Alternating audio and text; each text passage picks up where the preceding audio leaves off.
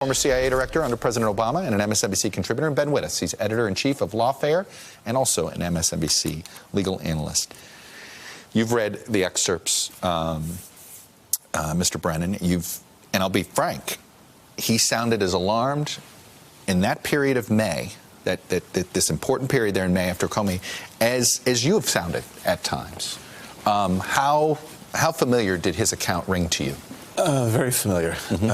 I have known and respected Andy McCabe for many years.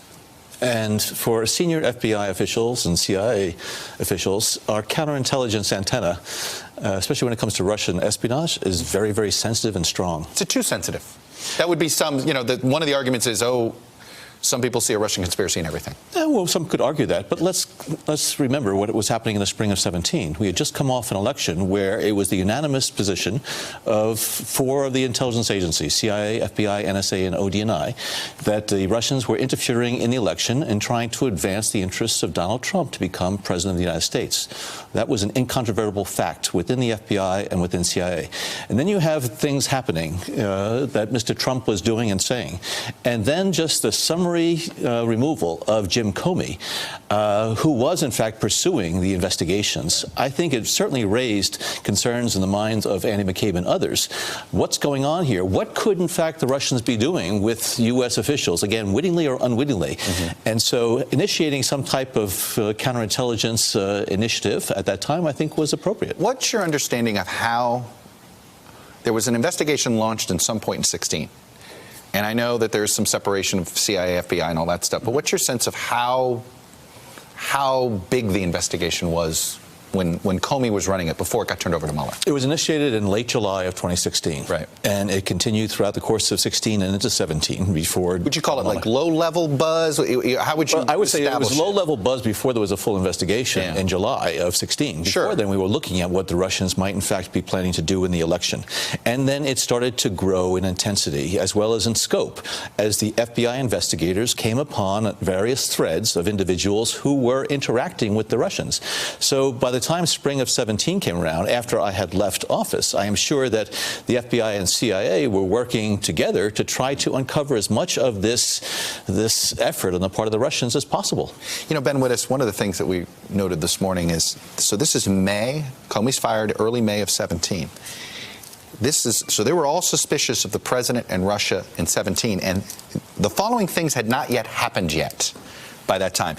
A month later, President Trump reportedly orders White House counsel to fire Mueller. In July of 17, the president seized translator notes of Putin's meeting. In July of 18, President Trump sides with Putin over the U.S. intel community at the Helsinki summit. August of 18, the president revoked this man's security clearance, citing work on the Russia probe. January of 19, just a month ago, the intel chiefs disputed the president on issues like Russia, Iran, and North Korea. And then the president, in the January of 19, used Kremlin talking points about Afghanistan. The point is, that's all fake news. All of this happened after Andy McCabe and Rod Rosenstein apparently had this panicked moment. Well, what does it look like now? So, of course, we don't know that. I do think the panicked moment that you refer to is a really important thing. I mean, you know, it feels like ancient history to us. In this moment, the people involved, you know, thought the president was coming in to shut down an investigation, and they worried that it was on behalf of, at some level, a Russian adversary. And, you know, Andy McCabe, you know, is a complicated character. The IG report is actually a very upsetting document. But in this period of time, he led the FBI with a lot of dignity and a lot of class in the face of unbelievable presidential bullying, you know, up to and including, you know, attacking his wife on the phone. Personal attacks on Andy McCabe's wife remember, or something. At the end of the first week, after this conversation had happened, where the president of the United States asked this man, you know, how does it feel to be married to a loser? He goes up to Capitol Hill and gives testimony in which he contradicts the president on the attitudes of the FBI rank and file to Jim Comey. And I think, you know, Andy McCabe, we're going to be debating his role in this for a long time. But it is a really important thing that this period of time that produces the Mueller investigation, it produces a a stable investigative, relatively stable investigative climate. He gets a lot of credit for that. John, I want to go back to as somebody who's been in counterintelligence, and you were paid. You did this for a living to analyze your best guess as to what this is all about. The president's behavior after these 8 days in May. What does that tell you? And frankly, how the president has talked about Andy McCabe's book today. Is it all damning? Well, I think it is. It's certainly puzzling in terms of how he has reacted to a lot of the things that the FBI and CIA have done and said, how he has treated Mr. Putin. His personal attack on you, in some ways, seems reflective. I know you don't want to put yourself into this, but it's a part of the story. It's very clear that he has a real serious concern about what the investigation may uncover. I believe deeply that Mr. Trump knows what he has done, and he has done some things that were very unprincipled and unethical, I think, to include as he was campaigning for President of the United States. And his efforts to try to shut down this investigation, I think, is very clear evidence that he is worried about what's going to come out and how some of his activities are going to be revealed. Based on everything he's done, if he weren't the sitting president of the United States, would you think he was a Russian asset or a Russian agent or an unwitting Russian asset? There are individuals that the Russians have been able to manipulate and exploit because individuals are concerned about what the Russians might expose that could embarrass and discredit them and hurt them. And those are individuals who aren't assets or agents, witting or unwitting. They are ones who cooperate and collude because of the potential damage that the Russians can do if the Russians decide to come out against them. And that clearly, I think, is what a number of individuals in the Trump administration have been doing over the past several years. Ben, how do you convince people not to read some of McCabe's book as vengeance? Oh, there may be an element of score settling in this. The relevant question is the material in it true?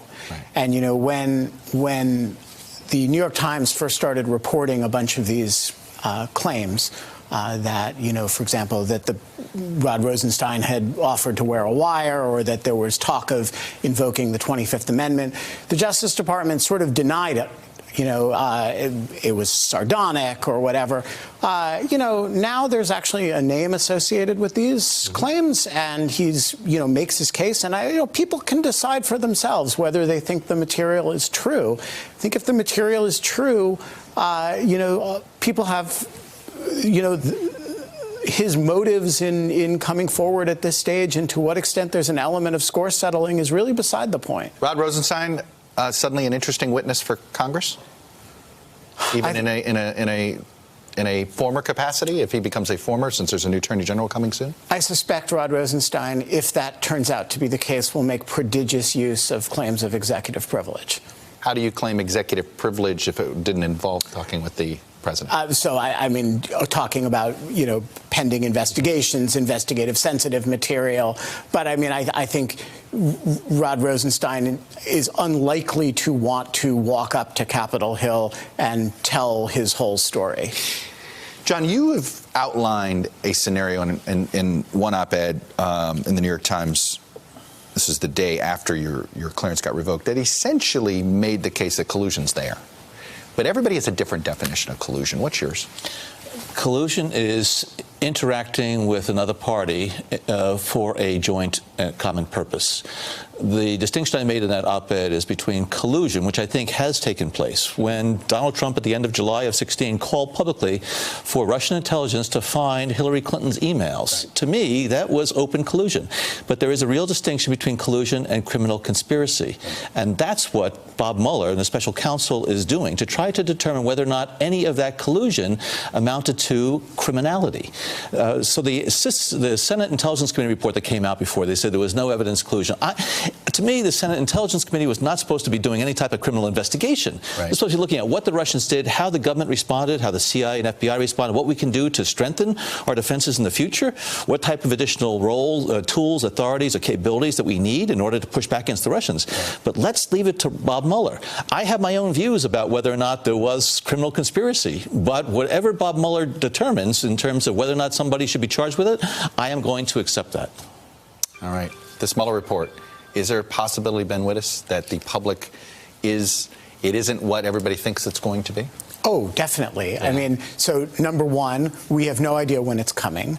We have no idea when it shows up, what form it will take. It could be quite minimal. Right. Number three, we have no idea whatever form it shows up in, which parts of it will become public. And number four, we have no idea how much investigative activity or what the scope of the investigation that it means to encompass. John Brennan, Ben Wittes, I could go another half hour on this, but I've got some other things that we want to get to. Thank you both for this. Hello, YouTubers. If you're watching this, it means you've checked out our channel, so thank you. Now do me a favor, subscribe by clicking on that button down there. Click on any of the videos to watch the latest interviews and highlights from MTP Daily and MSNBC. You can get more Meet the Press content every morning in the First Read newsletter. If you're tired of content that you don't know anything about where it came from, you don't have to have that problem with us. NBC News, MSNBC, MTP, and the Meet the Press mindset right here for you on YouTube. Subscribe now.